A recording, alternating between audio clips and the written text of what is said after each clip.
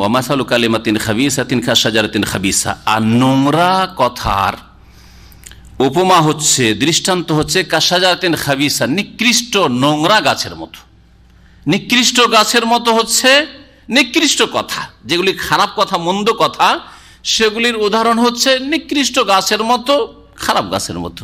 নিকৃষ্ট গাছ কি? যেই গাছে কোনো ফায়দা নেই, যেই গাছে ফল ধরলেও ফল এত তিতা জিভাতে দিলে বমি হয়ে যাবে, বমি করে শেষ করতে পারবেন আপনি।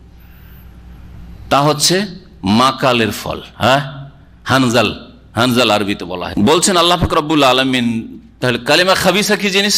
মাকাল তো জানলাম, শাজারাতুন খাবিসা, নোংরা গাছ, নিকৃষ্ট গাছ, বেকার গাছ, একবারে কোনো ফায়দা নেই ওতে। নিকৃষ্ট কথা কি? নিকৃষ্ট কথা হচ্ছে কুফরি কথা, শিরকি কথা, পাপের কথা, আল্লাহদ্রোহিতার কথা।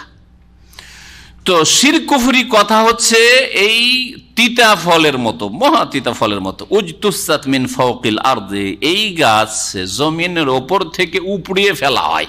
এই তাসা মানে উপড়িয়ে ফেলা। শেকড় এত মজবুত না, এমনি উপড়িয়ে ফেলা যায়।